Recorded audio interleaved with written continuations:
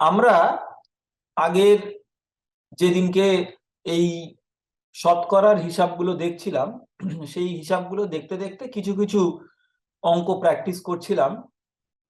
আজকে আমরা আরো কিছু অঙ্ক প্র্যাকটিস করব, কিন্তু আমার ইচ্ছাটা হচ্ছে এই অঙ্কগুলো আগের দিনে যেমন আমি পুরোটাই করে দিলাম, এই অঙ্কগুলো এটাও আমি পুরোটাই করে দেবো, কিন্তু তোমরা আমার সাথে সাথে করবে, তাহলে দেখবে প্র্যাকটিসটা ভালো হবে।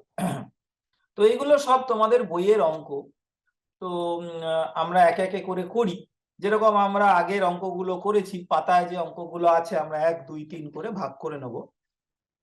প্রথম অঙ্কটা দেখো, 1 নম্বর অঙ্ক।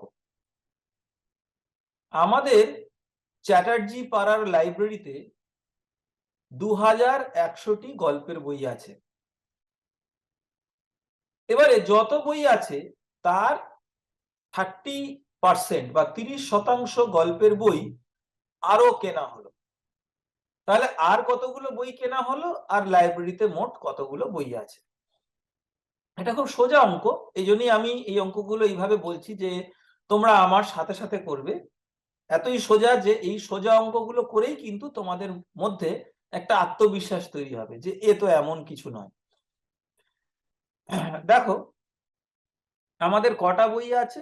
2100।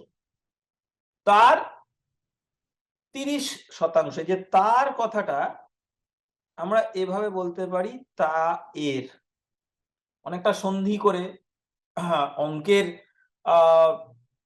এখানে আলোচনা করছি, বাংলার সন্ধির মতো বলছি, শুনলে কেমন মনে হবে অঙ্ক ক্লাসে বুঝি বাংলা হচ্ছে।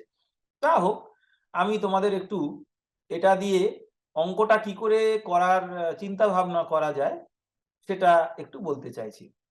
এই যে এর, এরটাকে আমরা অঙ্কের ভাষায় বলি গুণ। দেখবে তুমি, আমরা সরল অঙ্ক আগে করেছি, এর যেগুলো তা বা অফ ইংরেজিতে বলে, তার মানে হচ্ছে গুণ। তাহলে 2100 গুণ তার 30%। 30% মানে 100 ভাগের 30 ভাগ, এই হলো। তাহলে আমার কতগুলো নতুন বই এলো? এটা একদম সোজা হিসাবে চলে এলো। আমরা আবার একটু কাটাকাটি করি। আমরা এতক্ষণে কাটাকাটি করতে শিখে গেছি, তোমরা বুঝতে পেরেছো কাটাকাটি করার একটা সবচেয়ে বড় সুবিধা হচ্ছে যে পুরোটা লবটাকে গুণ করে পুরোটা হরটাকে ভাগ করা, এত বড় বড় হিসাব করতে হয় না, তার আগেই কেটে কেটে ছোট করে দেওয়া যায়। তো একটা একটা শূন্য আমরা কাটলাম, এখানে একটা একটা শূন্য কাটলাম। তাহলে এটা দাঁড়ালো 210 গুণ 3, অর্থাৎ 630। তাহলে আমার আরো 630টা বই কেনা হলো। আগে ছিল কটা? আগে ছিল 2100, আর নতুন এলো কত? 630। তাহলে মোট হলো কত? আমরা সব যোগ করে দিলাম, 2730। তাহলে এখন লাইব্রেরিতে এতগুলো মোট বই হলো। এবার চলো আমরা 2 নম্বর অঙ্কটা করি। আজ সকাল থেকে আর কি খুব বৃষ্টি হচ্ছে। সেই বৃষ্টির জন্য আলমদের স্কুলে মোট ছাত্রছাত্রীর মাত্র 20% উপস্থিত হয়েছে। তো এটা দেখো, খুবই বাস্তব কথা যে যখন খুব বৃষ্টি হবে স্কুলে যাওয়া তো অনেক কঠিন। তার কারণ হচ্ছে কোথাও কোথাও জল জমে যাবে। জল জমে যাওয়া ছাড়াও আরো অন্যান্য সমস্যা আছে। সেই সব সমস্যার জন্য যেটা দেখা যাবে যে যেমন ধরো অনেকের কাছে বৃষ্টির থেকে বাঁচার জন্য সেই রকম কিছু ভালো ছাতা বা বর্ষাতি হয়তো নেই। সব মিলে ছাত্রছাত্রী কমে গেল ক্লাসে। আজকে মাত্র 20% উপস্থিত বা প্রেজেন্ট আছে। তাহলে 1230 বলেছে মোট। এবার দেখো, আমরা আগের মোটটার মতোই করব, তার 20%, অর্থাৎ 20 ভাগ 100। তাহলে কতজন আছে উপস্থিত? আমরা একটু কাটাকাটি করে নিলাম। দেখো, 123 গুণ 2, 246। মাত্র 246 জন আজকে এসছে। তাও তো এসছে, কেউ না আসার থেকে ভালোই আর কি। আচ্ছা, এবারে 3 নম্বর অঙ্কটা দেখি। আজ আমি নিজে কমলা লেবুর শরবত তৈরি করব। 300 মিলিলিটার শরবত তৈরি করতে শরবতের 18% কমলা লেবুর রস দিতে হলো। মানে ব্যাপারটা কি বলতো, ধরো আমি শরবত তৈরি করব, এবারে শরবতের মধ্যে পুরোটাই লেবুর রস কিন্তু নয়, কিছুটা লেবুর রস, কিছুটা হয়তো জল, এই রকম। তো যতটা আমার পরিমাণ শরবত, তার একটা কম অংশই আসল রস, লেবুর রস, বাকিটা জল টল এসব। তো 300 মিলিলিটার শরবত, তার 18% হচ্ছে রস। তাহলে কতটা রস আমার মোট থাকবে? তাহলে এটাও ওই আগের মতোই।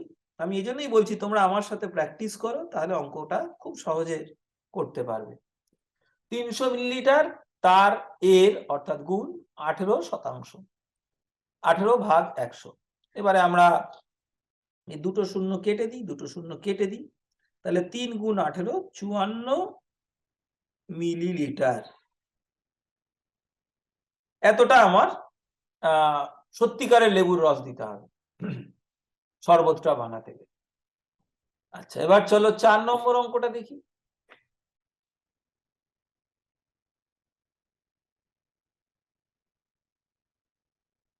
শোভন এবছরে জমিতে জৈব সার ব্যবহারের করায় ধানের ফলন গত বছরের তুলনায় 25% বেড়েছে।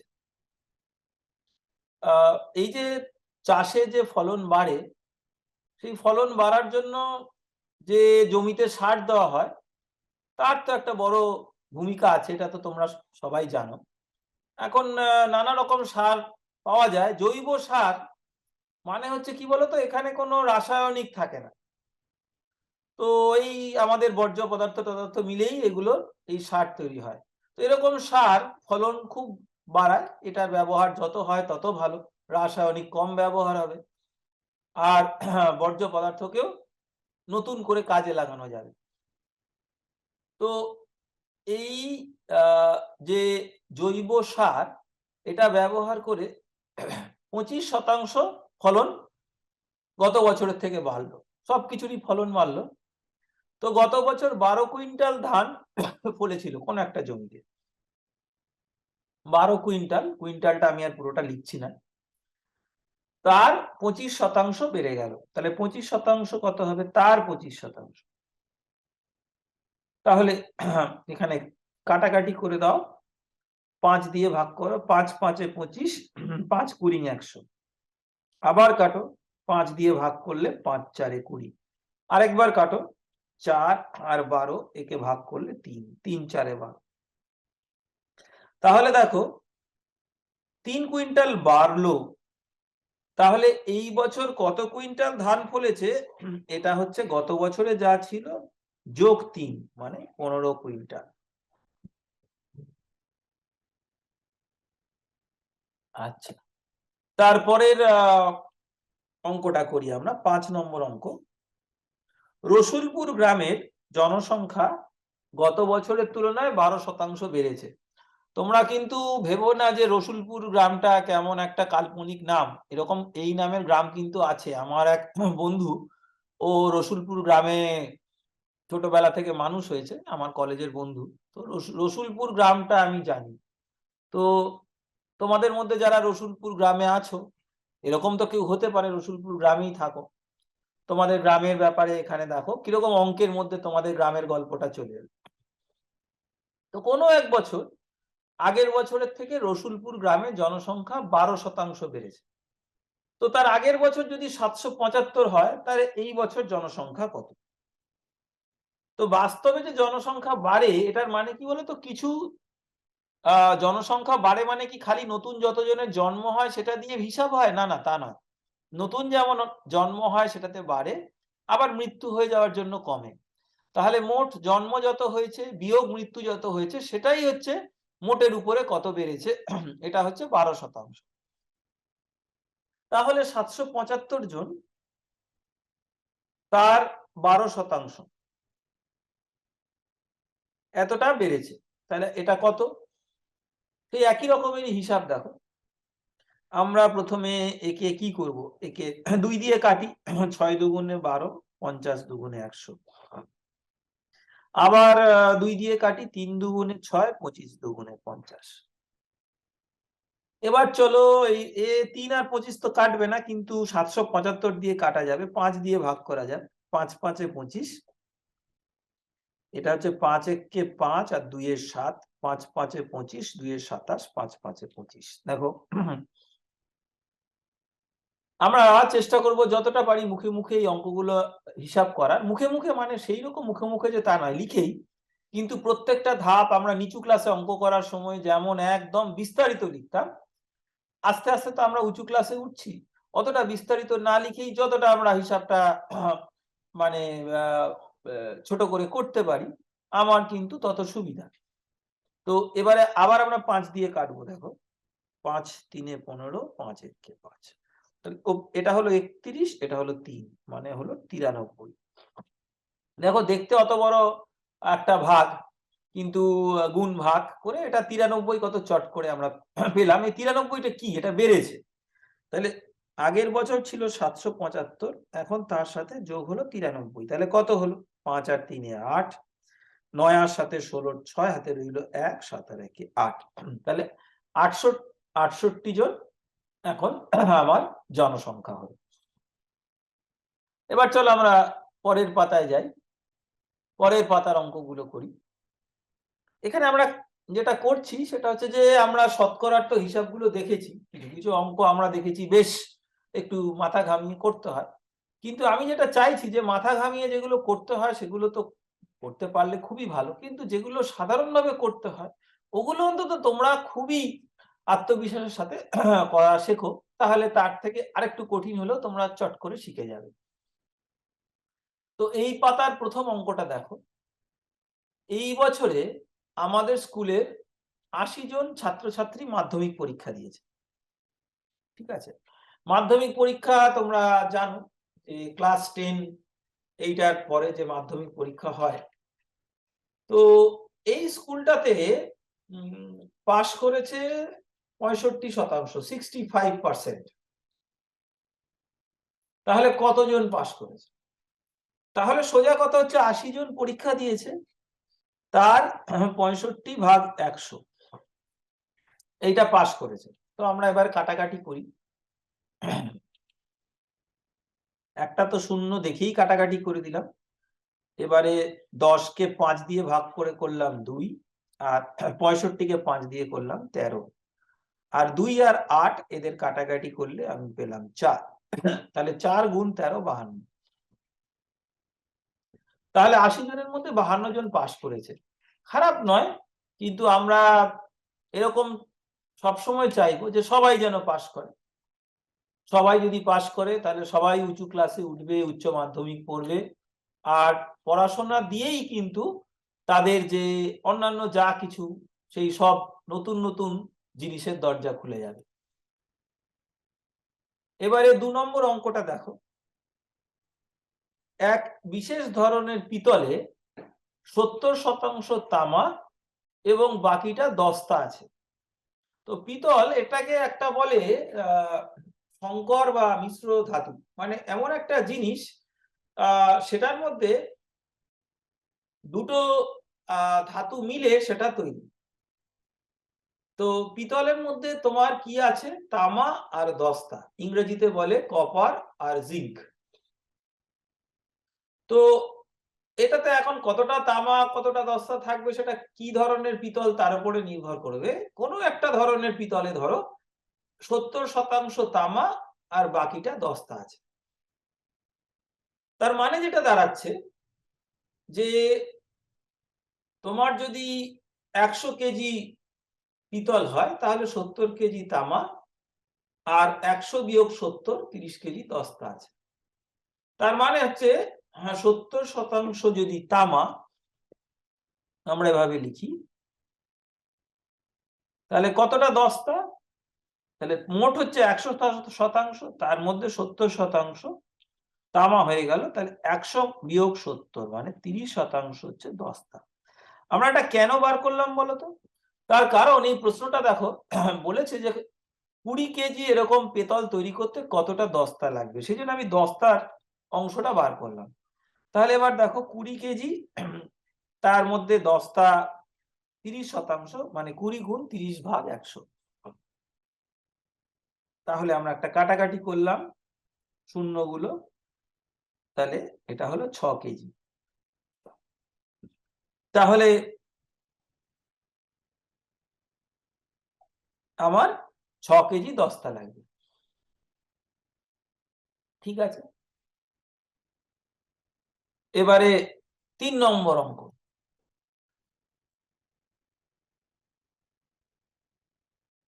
চিনির দাম বেড়ে গেছে।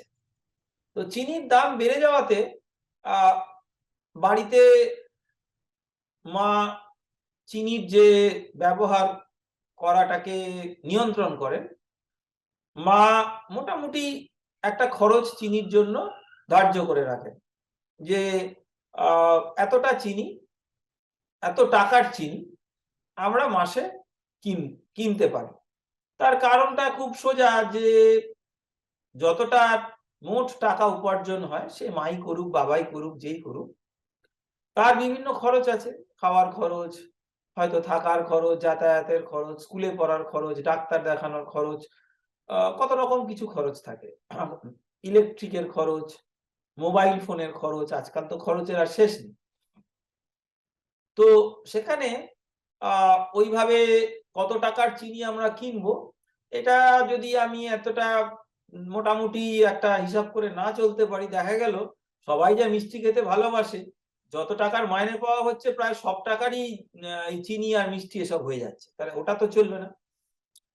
তো চিনির দাম বেড়ে যাওয়ার পরে এটা ঠিক হলো, বাড়িতে সবাই মিলে মিটিং করলো, বাবা মা আর যারা বড়রা আছে সবাই মিলে খুব সন্ধ্যা থেকে রাত অবধি ঘন ঘন মিটিং করে, সেই মিটিং এ আবার ওরা চা খাচ্ছে, যদিও সেই চায়েও চিনি দেওয়া হচ্ছে, তবু অনেক মিটিং টিটিং হলো। মিটিং হওয়ার পরে অনেক রাত্রিবেলা ঠিক হলো যে 4% চিনি ব্যবহার এবার আমরা কমাবো। তো এখন আমাদের বাড়িতে দিনে 625 গ্রাম চিনি আমরা ব্যবহার করি। তো আমাকে এবার কমাতে হবে, আমি তার 4% কমাবো। তাহলে আমি কতটা কমাবো, আর কমিয়ে তাহলে আমার দিনে কত খরচ হবে। তাহলে 625 গ্রাম আমি দিনে ব্যবহার আগে করতাম, তার 4%, 4/100। এবার আমরা কাটাকাটি করি, দেখো এটা 2, এটা 50, এটা 5 10 50, 5 12 60, 2 62, 125 হলো। এবার আরেকটা কাটাকাটি করি, চলো 5 দিয়ে। 5 2 10, 5 25 125, আর এই 2 2 কেটে গেল, তাহলে এটা শেষ অবধি দাঁড়ালো 25। তাই তো, এটাই পড়ে আছে। তার মানে হচ্ছে প্রতিদিন আমরা 25 গ্রাম চিনি কম ব্যবহার করব। তাহলে আমরা এখন প্রতিদিন কত গ্রাম চিনি ব্যবহার করব? আগে 625 গ্রাম করতাম, এখন 25 গ্রাম কমিয়ে দেবো, 600 গ্রাম ব্যবহার করব। খুব একটা কম নয়, তবে আর কি যারা খুব চিনি খায় তাদের 25 গ্রামও অনেক, সেই হিসেবে। আচ্ছা, তারপরে দেখো অনিল বাবু, 4 নম্বর অঙ্কটা আমরা করছি। অনিল বাবু তার মাসিক আয়ের 22% বাড়ি ভাড়া দেয়। তাহলে অনিল বাবু মাসে একটা আয় করেন, তার 22% ভাড়া দেন, বাড়ি ভাড়া দেন। মানে দেখো, আমরা যে বলছিলাম না যে মাসে যত টাকা উপার্জন হয়, সে বাবা করুক মা করুক দুজনে মিলে করুক, তার বিভিন্ন কাজে সেটা লেগে যায়। এবার অনিল বাবু একটা ভাড়া বাড়িতে থাকে, ওটা ওনার নিজের বাড়ি নয়, সেই জন্য বাড়িটা থাকার জন্য ওনাকে একটা টাকা দিতে হয়, এটাকে বলে বাড়ি ভাড়া। সেইটা তার, তাতেই তার আয়ের 22% বেরিয়ে যায়। তো অনিল বাবু মাসে 1870 টাকা বাড়ি ভাড়া দেন, তাহলে তার মাসে আয় কত? তো এটা আমরা এবারে হিসাব করি, চলো আমরা একটু পাতাটাকে পরিষ্কার করি। যাতে আমরা হিসাবটা লেখার জায়গা পাই সুন্দর করে। তো এবারে দেখো 22% উনি বাড়ি ভাড়া দেন।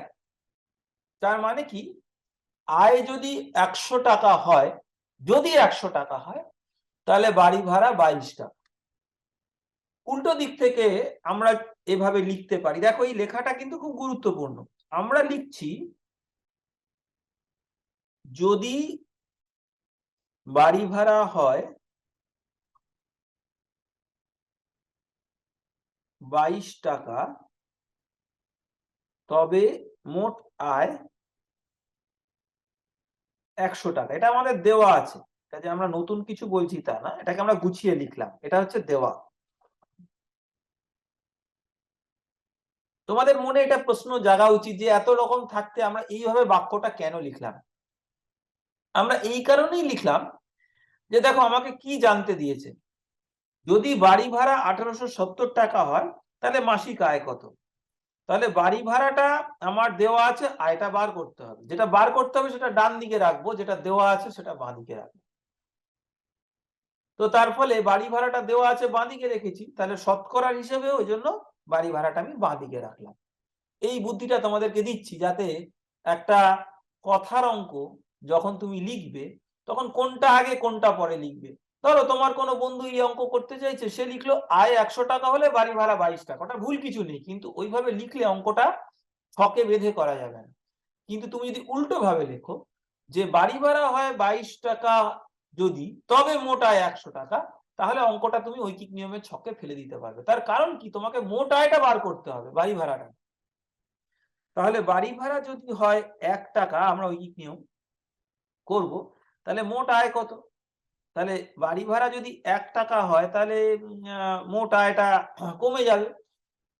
বাড়ি ভাড়াটা তো হচ্ছে আয় 100 হলে 22, তো বাড়ি ভাড়া যদি 1 হয় তাহলে আয়টাও তার তোমার অনুপাতে কম।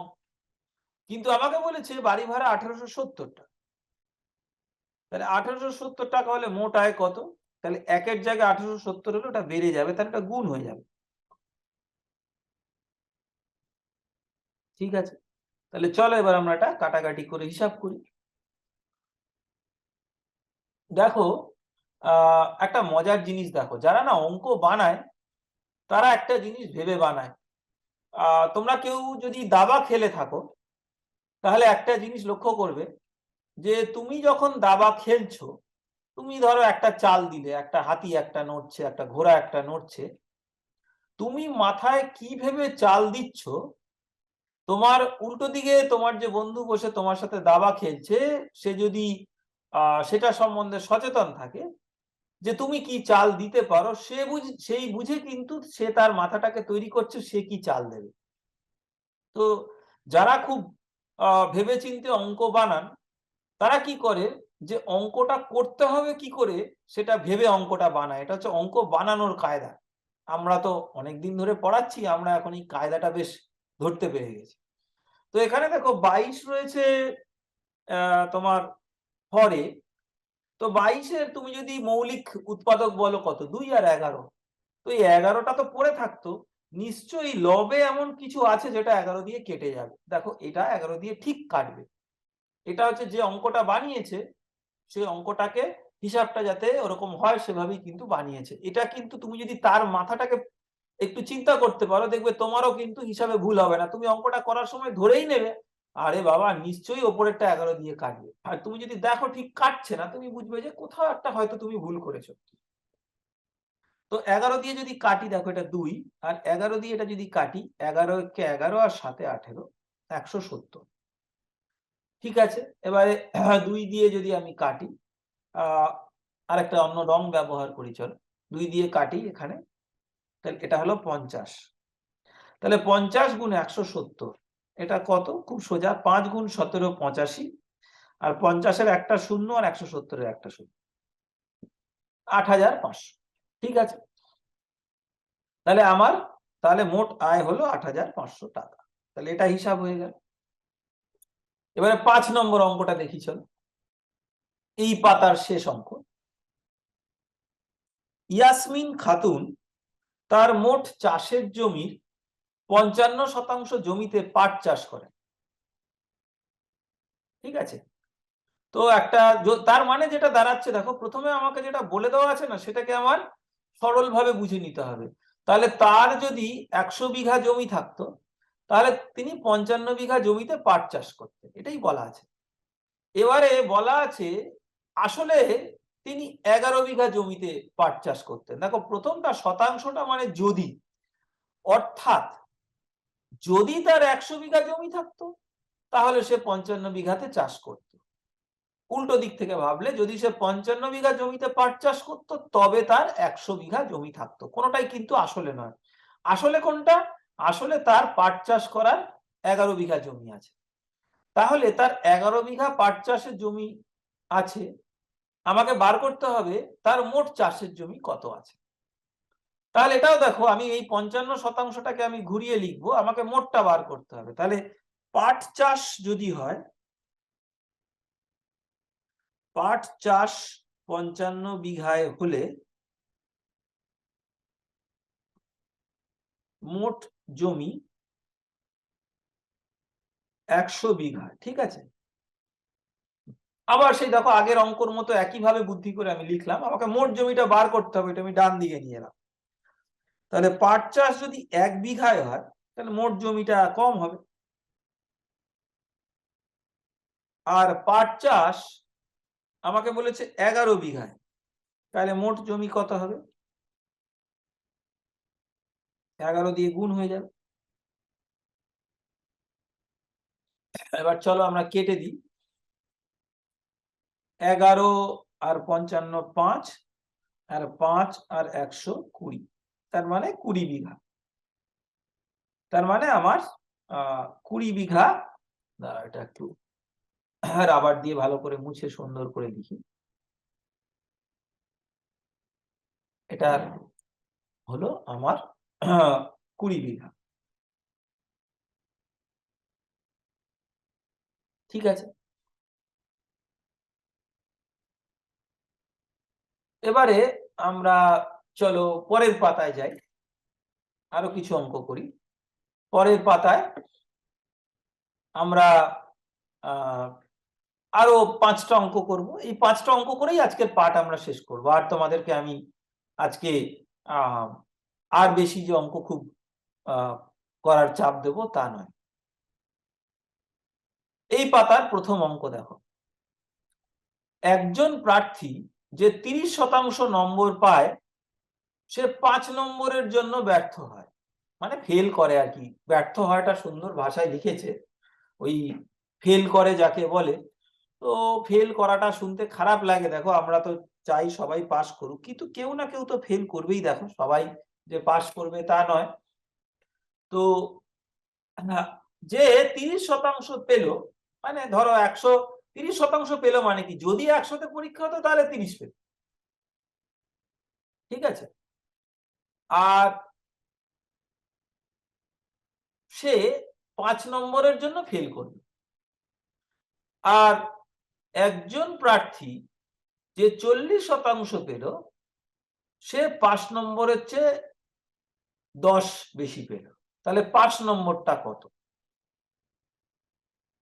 তো এখানে দেখো আমরা একটু এই চলরাশির ধারণা দিয়ে অঙ্কটা করব। তাহলে ধরো আমরা 5 নম্বরটা কত আমরা জানি না, আমরা ধরলাম 5 নম্বরটা হচ্ছে x।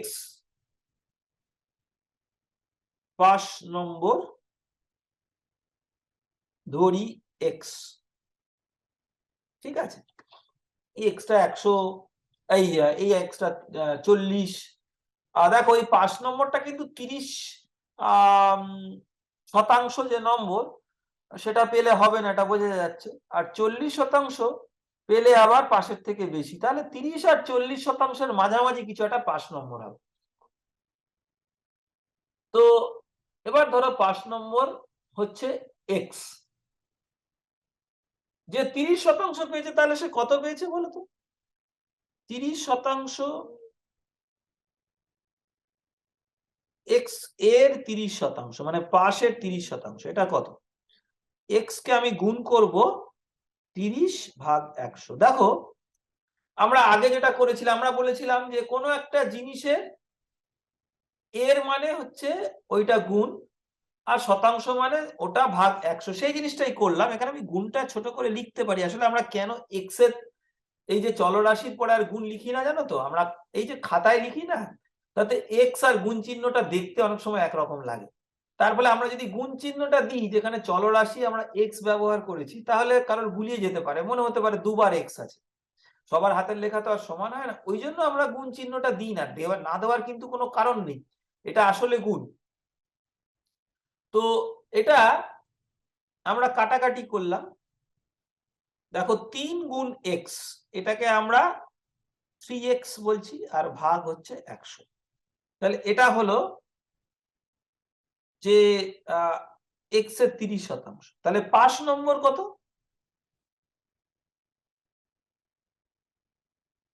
3x ভাগ এই তোমার এক্স এর যে 30%, যেটা হলো 3x ভাগ 100, এটার সাথে যদি আমি 5 নম্বর যোগ করি, তাহলে সেটাই 5 নম্বর। কেন বলো তো? তার কারণ সে 5 নম্বরের জন্য ব্যর্থ হয়েছে, মানে পাস করতে পারেনি। তাহলে এর থেকে 5 নম্বর বেশি পেলে সে পাস করত। দাঁড়াও, আমি একটা জিনিস একটু ভুল লিখেছি, আমি মানে ভাষাটাকে আমি একটু ঠিক করে নিচ্ছি। মোট নম্বর ধরি এক্স হবে, 5 নম্বর, বুঝেছো? আমি এটাকে এই কথাটাকে আমি ভুল লিখেছি, মোট নম্বর ধরি এক্স হবে। দাঁড়াও, এটাকে আমি একটু ঠিক করে নিই। মোট নম্বর ধরি এক্স, মানে পরীক্ষাটা কত নম্বরে হয়েছে? 5 নম্বর না। তাহলে তার 30% এত, তাহলে 5 নম্বর হচ্ছে 3x ভাগ 100 যোগ 5। এটা হলো। আরেকজন যে 40% পেয়েছে, তাহলে মোটের 40%, তাহলে এক্স এর 40% কত? এটা কত বলো দেখি? এক্স গুণ 40/100। এখানেও দেখো কাটাকাটি হয়ে যাবে, আমরা চাইলে আরো কাটাকাটি করতে পারি। দাঁড়াও, আগেরটাতেও আমরা একটা বেশি শূন্য ভুল করে লিখে ফেলেছি। দেখো 3x/10 কিন্তু 10, কেননা একটা শূন্য এখানে কেটে গেছে, এটা আমি ভুল করে ওই শূন্যটাকে রেখে দিয়েছি, এটা আমি সংশোধন করে দিচ্ছি। তো এটা আমরা 4/10কে আমরা 2/5ও করতে পারতাম, কিন্তু বাঁদিকে দেখো এই এই এই বাঁদিক বলতে এই একেবারে উপরে যেটা লেখা আছে, দেখো ওখানে 10 আছে হরে। আমাদের পরে হিসাব করার জন্য হরে একই জিনিস রাখলে সুবিধা হবে, ওই জন্য এখানে 10-এর বেশি আমি আর কাটাকাটি করলাম। তাহলে এটা হলো এক্স এর 40%, আর সে 5 নম্বরের থেকে 10 বেশি পেয়েছে। তার মানে 5 নম্বর কত? তাহলে 5 নম্বর কত বলো? এর থেকে 10 কম, তাহলে এইটা মানে 4x/10 থেকে 10 বাদ দিলে যা। তাহলে দেখো এটাও 5 নম্বর আর এটাও 5 নম্বর, তার মানে এই দুটোই সমান। প্রথম জনের যে নম্বর পেয়েছে তার থেকে আমি হিসাব করে এগোলে এটা পেলাম 5 নম্বর, দ্বিতীয় জন যা পেয়েছে তার থেকে হিসাব করে আমি পেলাম এটা 5 নম্বর, কিন্তু 5 নম্বরটা তো একই, পরীক্ষাটা তো একই। তাহলে এই দুটো সমান বলে আমি বলতে পারি যে আমি এখানটা লিখি, দেখো 3x ভাগ 10 যোগ 5 সমান সমান 4x ভাগ 10 বিয়োগ 10, কারণ এই দুটোই হচ্ছে 5 নম্বর। এটা হচ্ছে 5 নম্বর, 5 নম্বর।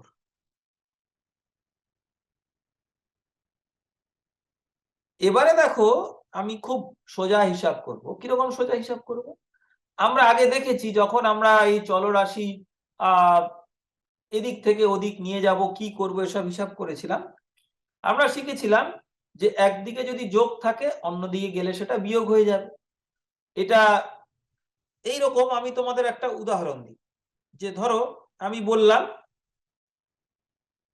যে 5 = 8 - 3, এটা তো ঠিক কথা। তাহলে আমি যদি 3টাকে উল্টো দিকে নিয়ে যাই তাহলে আমি বলবো 5 যোগ 3 8। দেখো উল্টো দিকে নিয়ে গেলে বিয়োগটা যোগ হয়ে গেল। আবার আরেকটা উদাহরণ দিই চলো। আমি বললাম 8 সমান সমান 5 যোগ 3। এবার এই 3টাকে যদি আমি উল্টো দিকে নিয়ে যাই তাহলে ওটা বিয়োগ হয়ে যাবে 8 বিয়োগ 3 5। তাহলে সাধারণ হিসাব থেকে এটা দেখলে এই হিসাবের সাথে এই হিসাবের কি তফাৎ বলতো? এই যে প্রথমে আমরা লিখেছি এটাকে বলে অভেদ।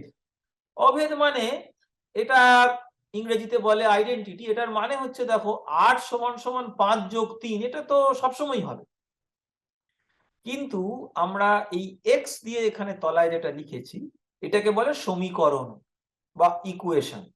কেন সমীকরণ বলে? তার কারণ হচ্ছে যে তুমি এক্স এর যা কিছুই বসাও তাতে কিন্তু এই সমান সমানটা হবে না। তুমি ইচ্ছা মতো বলে আচ্ছা এক্স এর জায়গায় আমি 2 বসাই 5 বসাই, হবে না। অভেদ যদি হতো তার মানে হচ্ছে এক্স এর জায়গায় তুমি যা বসাবে তাই হবে, তাতেই চলবে।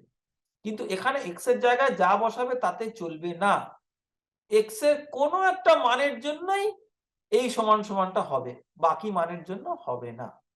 এই জন্য এটাকে বলে সমীকরণ। তো আমরা যেটা করব দেখো, এই সমীকরণের মধ্যে কিছু জায়গায় কিছু জিনিসের চলরাশি আছে। কোনটার মধ্যে চলরাশি আছে? এটার মধ্যে আছে, এটার মধ্যে আছে। তো এগুলোকে আমরা আলাদা করে নেব। আর কোন কোন মধ্যে আমার সংখ্যা আছে, সেটাকে আমরা আলাদা করে নেব। আমরা চলো সংখ্যাগুলোকে একদিকে নিয়ে যাই। ধরো এই -10 এটাকে যদি বাঁ দিকে নিয়ে যাই তাহলে হয়ে গেল 5 যোগ 10। এইটা যেই হলো তখন আমরা যেটা করব সেটা হচ্ছে যে আমরা এটা করলাম 5 যোগ 10, আর এখানে এইটাকে আমরা ওই পাশে নিয়ে যাব।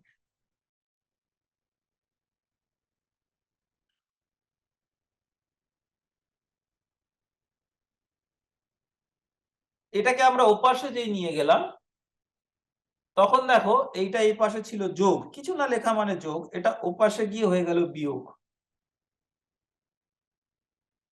অতএব আমরা কি বলতে পারি?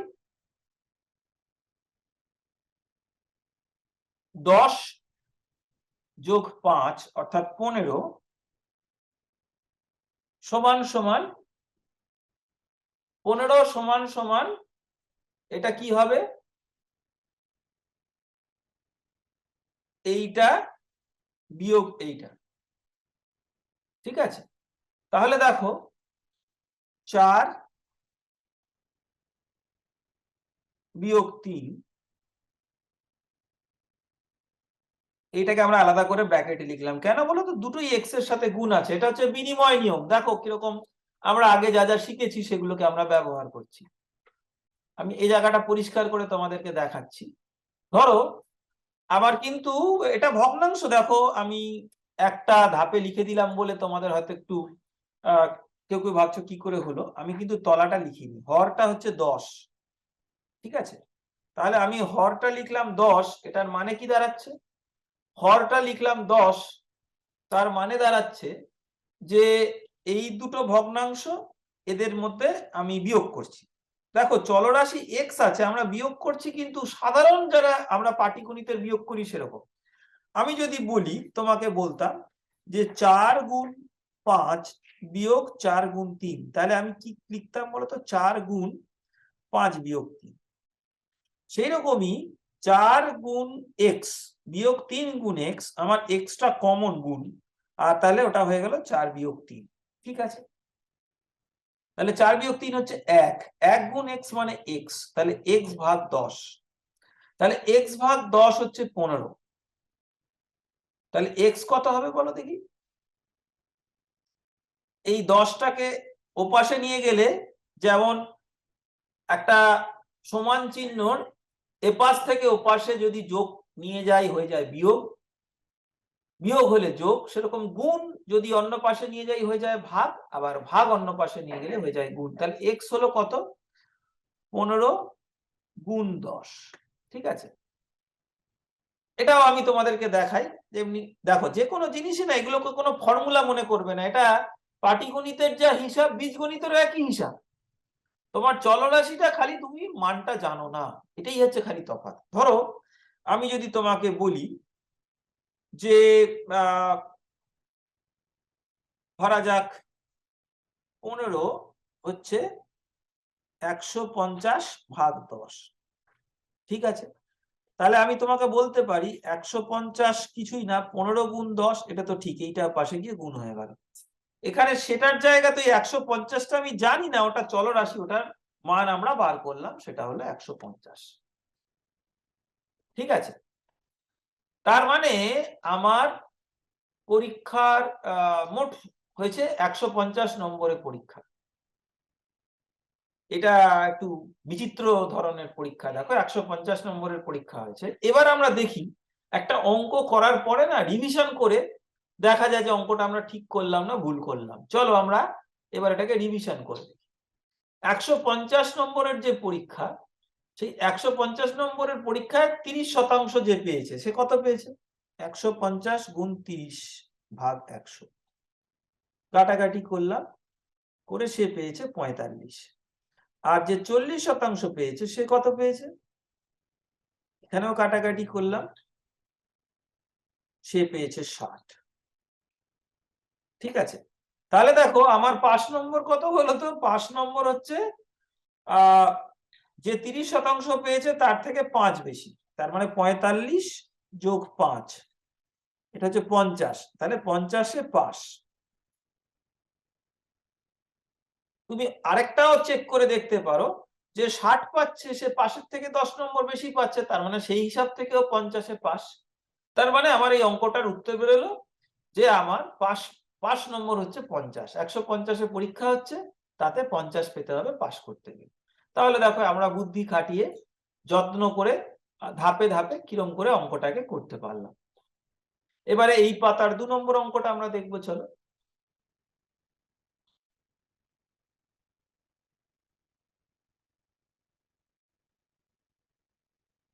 2 নম্বর অঙ্ক।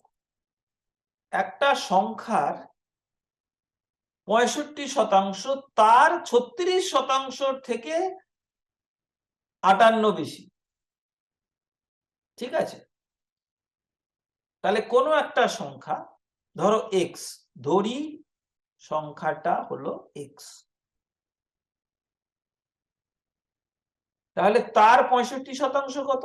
এক্স এর 65%, এটা হচ্ছে এক্স গুণ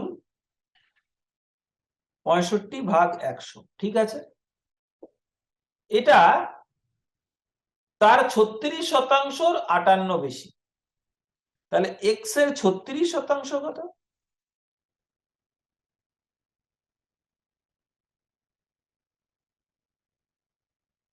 তাহলে তার 58 বেশি কত?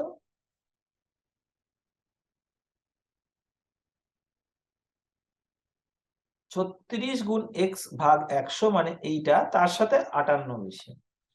আবার সেটাই হচ্ছে এর 65%।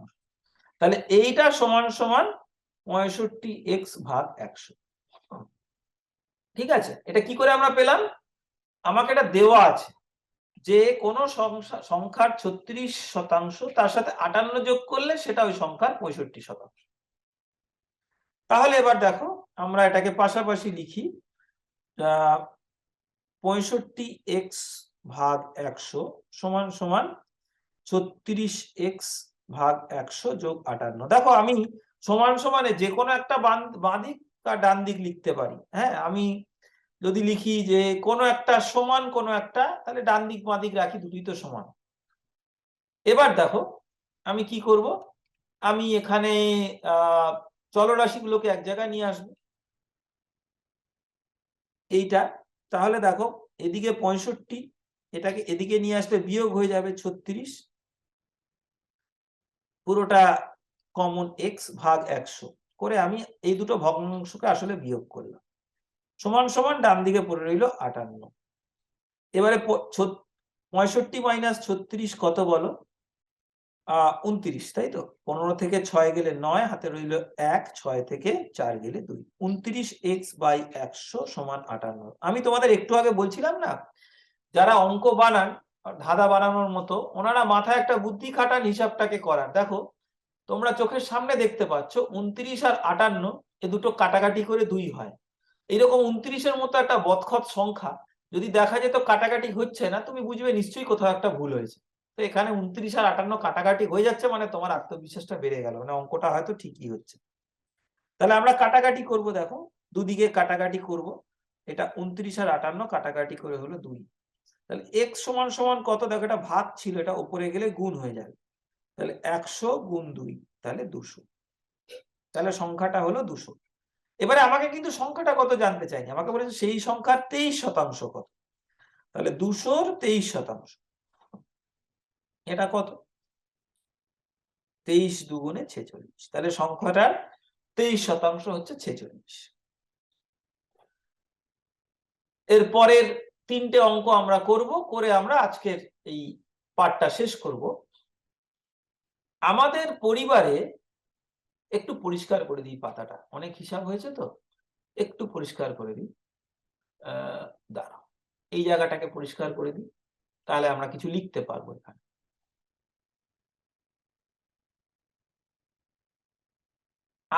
আমাদের পরিবারে মোট মাসিক খরচের 4,750 টাকা খাওয়ার জন্য ব্যয় হয়। সেই দেখো আবার সেই মাসে যত টাকা পাওয়া, তার কত টাকা কি কাজে খরচ হচ্ছে তার একটা হিসাব। এটা আমাদের খুব দরকার হয়, জানো তো। মাইনে পেলাম বা কিছু ভাবে আমরা ব্যবসা করি, যাই করি, টাকা পয়সা যেটা পেলাম সেটাতে কিসে আমরা খরচ করছি, এটা তো ঠিক মতো না জানলে আমরা ঠিক আয় বুঝে ব্যয় যাকে বলে করতে পারবো না। তাহলে 4,750 টাকা আমার খাওয়ার জন্য ব্যয় হয়। তাহলে আমি এখন বলি যে এখন আমার খাওয়ার জন্য কত খরচ? 4,750 টাকা। আর অন্য খরচ হচ্ছে 5,900 টাকা। এটা আমার খরচ মোট। তাহলে দেখো খাওয়ার জন্য খরচ কিন্তু বেশ অনেকটা। আমরা বাঙালিরা না খেতে খুব ভালোবাসি। তো এটা বোঝা যায়, দেখো আমার অন্যান্য খরচ 5,000 কিছু, আর খাওয়ার খরচও প্রায় 5,000-এর কাছাকাছি। মানে খাওয়ার খরচটা বেশ অনেকটা। ভালো মন্দ না খেলে কি মনটা ভালো থাকে বলো? সুতরাং খাওয়ার তো খরচ করতেই হবে। তো খাওয়ার খরচ আমার আরো 10% বাড়বে।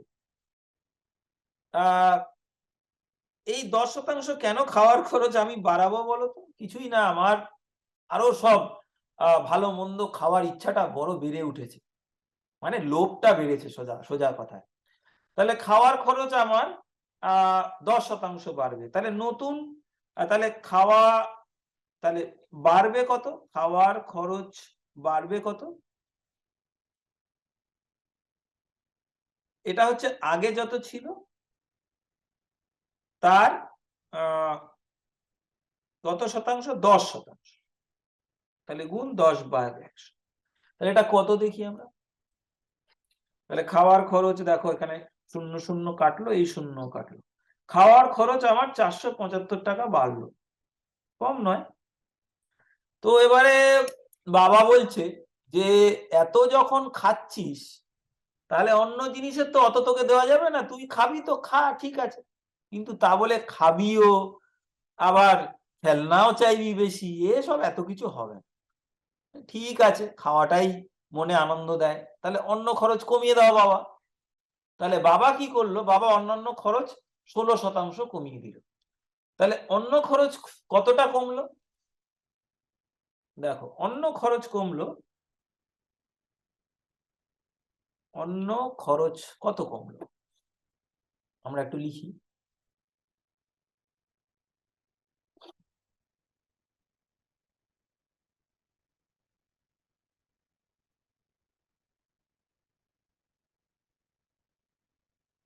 কত?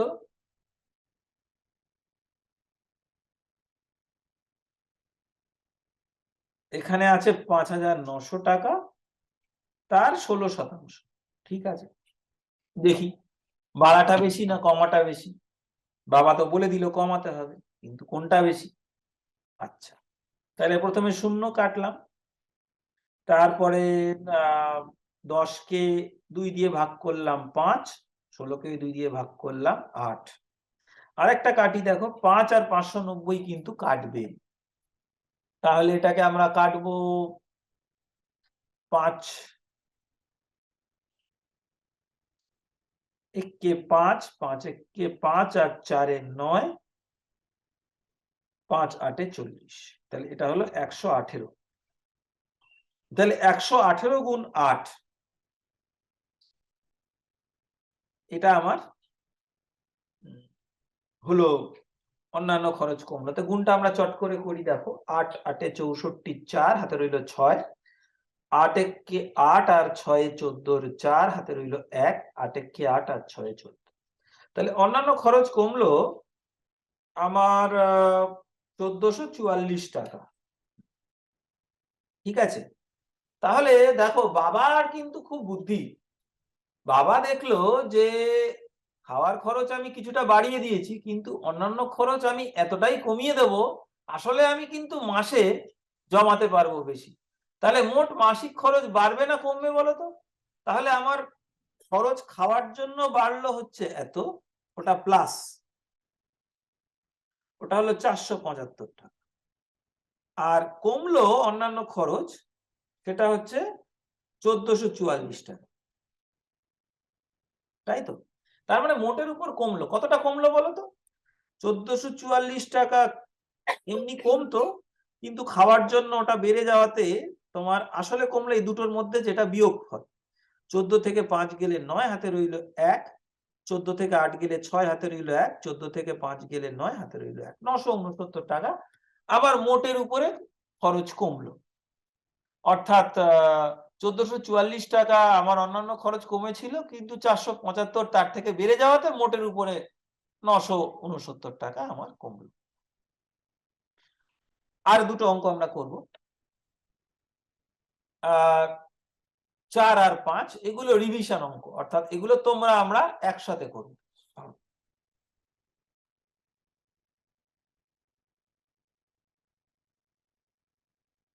তাহলে 4, এই অঙ্কটা দেখি। একটি শহরের বর্তমান জনসংখ্যা 26,250। যদি বছরে 4% হারে জনসংখ্যা বাড়ে, তাহলে 2 বছর পরে কত হবে? দেখো 26,250 হচ্ছে এখন, এতজন মানুষ ওই শহরে থাকে। তাহলে 1 বছর পরে বাড়বে কত? 1 বছরে বাড়বে কত? 26,250-এর 4%, 4/100। এটা আমরা একটু কাটাকাটি করি।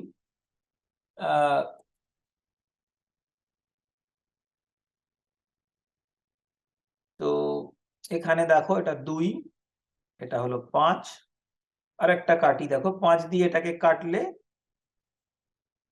5 5 এ 25, 1 এ 26, 5 দুগুণে 10, 2 এ 12, 5 5 এ 25, তাহলে 525 ইন্টু 2 মানে 1050। তাহলে 1 বছরে এতটা বাড়লো, তাহলে 1 বছর পরে কত হলো?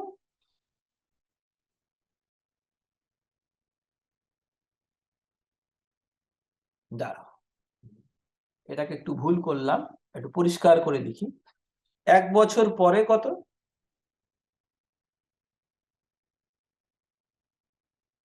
জনসংখ্যা কত? সেটা হলো 26,250 যোগ 1050। আমরা তলায় তলায় লিখে, একটু বড় যোগ তো, তলায় তলায় লিখে করতে সুবিধা। এর সাথে 1050, তাহলে কত হলো? 5 আর 5 এ 10 এর 0, হাতে রইল 1, 2 1 এ 3, 27,300।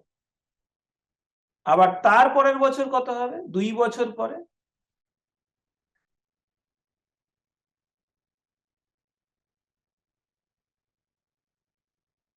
মানে এটাকে আমরা কি করে বার করব? তাহলে তারপরের বছর কত বাড়বে আমরা হিসাব করব, আমরা এইভাবে আরেকটা ধাপ করব। তাহলে তারপরের বছর কত বাড়বে?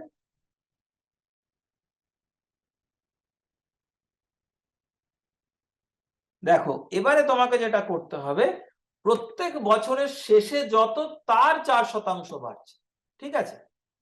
তার মানে আমার এই 1 বছর পরের শেষে যত তার 4%, প্রথমটার 4% কিছু নয়। যারা এই অঙ্কটাকে বুদ্ধি করে এটা মাথা রেখে করতে পারে না, তারা করে কি আবার 4% মানে এইটারই 4% হিসাব করে, তা নয়। আমার বছরের শেষে যত আছে তারপরের বছরে তার হিসেবে 4%, অর্থাৎ 27,300 তার 4%। তা বেশ, সেটা কত আমরা হিসাবটা করে ফেলি। আবার 0 0 কাটলাম, দেখো এখানে আরেকটা 0 কেটে দিলাম। কেটে দিলে হলো 4 3 12 2 হাতে রইল 1, 4 7 28 1 29 9 হাতে 2, 4 2 8 আর 2 10, 1092। ঠিক আছে, তাহলে আমার যেটা দাঁড়ালো সেটা হচ্ছে আমার 1092 হলো জনসংখ্যা বাড়লো তারপরের বছর। তাহলে আমার এখন জনসংখ্যা কত হবে 2 বছর পরে? 27,300, তার সাথে 1092 যোগ হবে, তাহলে 2 9 3 28,392। এবারে আমরা এই পাতার শেষ অঙ্কটা করব, শেষ অঙ্কটা করে আজকে আমাদের ছুটি। 5 নম্বর।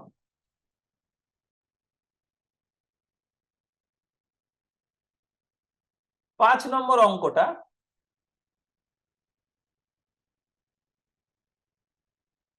আমরা করব এখন। ফসল ওঠার মুখে ধানের দাম ছিল 1 কুইন্টাল 1080 টাকা, ঠিক আছে? বর্ষাকালে ধানের দাম 15% বেড়েছে, ঠিক আছে? তাহলে ফসল ওঠার মুখে 1 কুইন্টালের দাম ছিল 1080 টাকা ফসল ওঠার মুখে, তাহলে 12 কুইন্টালের দাম কত ছিল? কেননা কৃষক 12 কুইন্টাল ধান বিক্রি করেছে, তাহলে ফসল ওঠার মুখে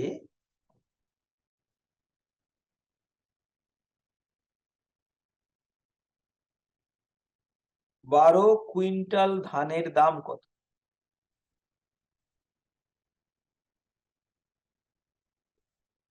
কত বলো তো?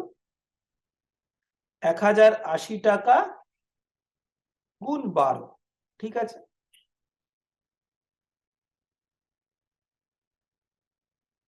তাহলে 1080 গুণ 12,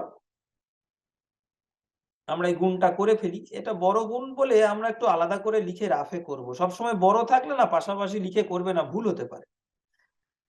12 দিয়ে গুণ করি, 0 তো 0ই, 8 12 96 আর 12, ঠিক আছে?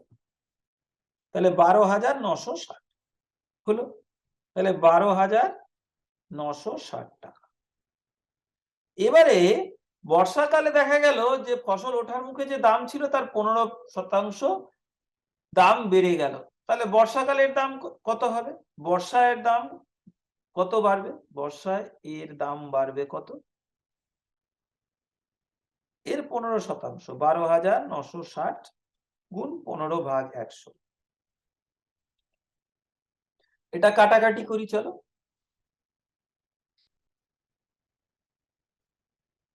আবার 5 দিয়ে একটু কাটি, 5 3 15, 5 2 10, এদের মধ্যে একটু 2 দিয়ে কাটি, 6 2 12, 4 2 8, 1 9, 8 2 16, 648 গুণ 3, 3 8 24, 4 হাতে রইল 2, 3 4 12, 8 2 14, 4 হাতে রইল 1, 3 6 8 1 19।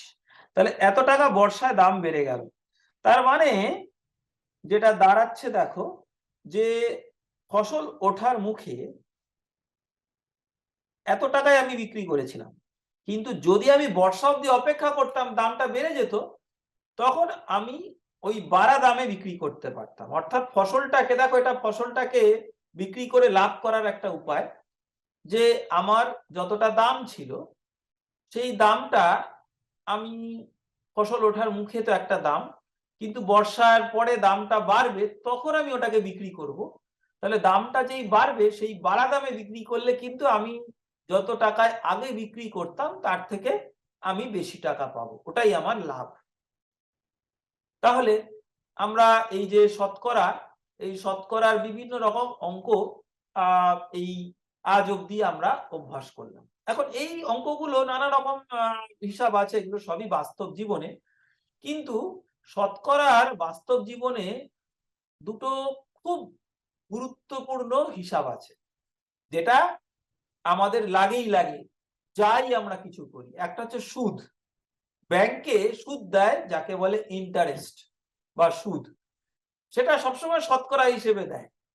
তাহলে সেটার থেকে আমরা সুদের হিসাব কি করে করতে পারি?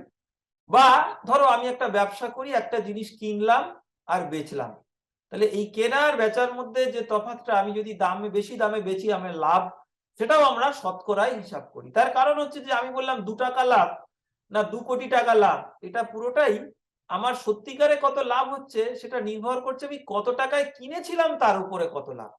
আমি যে জিনিসটা 1 টাকায় কিনেছিলাম সেটা 2 টাকায় লাভ, মানে 2 টাকায় বেচা মানে কিন্তু 1 টাকার উপর 1 টাকা লাভ, কম নয়। আর যেটাকে আমি 500 টাকায় কিনেছিলাম সেটাকে 2 টাকায় বিক্রি করতে পারলে সেটাকে 2 টাকা লাভ মানে হচ্ছে 502 টাকায় বিক্রি করলাম। সেখানে কিন্তু আমার লাভের শতকরাটা কমে গেল। অর্থাৎ আমি একই পরিমাণ লাভ 2 টাকা, সেটা যদি আমি বেশি দামের জিনিসের উপরে করি তাহলে আমার লাভের শতাংশটা কমে গেল। এটা তোমরা বাস্তবে বুঝতে পারো। আর কম দামের জিনিসে যদি আমি 2 টাকা লাভ রাখি তাহলে কিন্তু আমার লাভের শতাংশটা ভালো হলো। তাহলে বিভিন্ন রকমের জিনিস যার কেনা দাম একরকম, বেচার দাম একরকম আলাদা, তাদেরকে একটা সাধারণভাবে যদি আমরা একই ছকে বিচার করি তাহলে আমাদের কত শতকরা লাভ বা ক্ষতি বিচার করতে হবে। তাহলে পরের দিন থেকে আমরা এই শতকরার দুটো প্রয়োগ শিখব, একটা সুদের হিসাব আর একটা হচ্ছে লাভ ক্ষতির হিসাব। আজকে তাহলে আমরা এখানেই শেষ করি, পরের দিন আবার দেখা হবে নতুন একটা পাঠ নিয়ে। আজকে আমাদের পাঠ এখানেই শেষ হলো।